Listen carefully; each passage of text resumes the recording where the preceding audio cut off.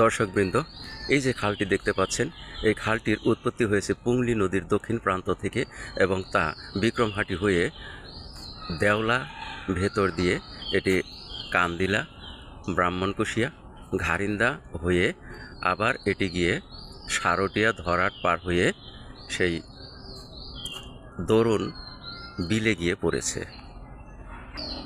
এই খালের সাথে যুক্ত হয়েছে এর আশেপাশে থাকা প্রতিটি বাড়ির নর্দমার পানির পাইপ এবং টয়লেটের পাইপ।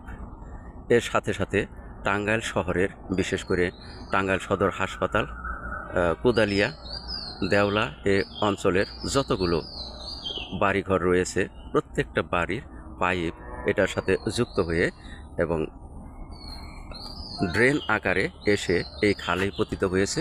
এর ফলে এই খালের পানি এতটা পচা এবং দুর্গন্ধযুক্ত হয়েছে যে এই দুর্গন্ধযুক্ত পানি ব্রাহ্মণকুশিয়া, বার্থা, ঘারিন্দা, সারটিয়া সহ দরুন বিল পর্যন্ত দূষিত করে ফেলছে।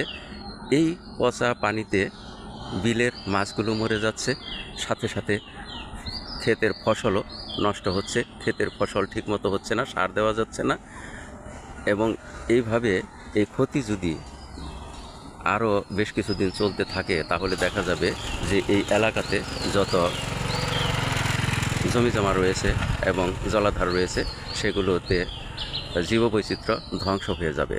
তাই এখনই সময় এসেছে এই পানিগুলো এই খালে ছাড়ার আগে পরিশোধনের ব্যবস্থা করা অত্যন্ত জরুরি। এটা পরিশোধন করলেই একমাত্র সম্ভব হবে এই পরিবেশ দূষণ থেকে রক্ষা করার। এজন্য আমি ঊর্ধ্বতন কর্তৃপক্ষের সকলের দৃষ্টি আকর্ষণ করছি।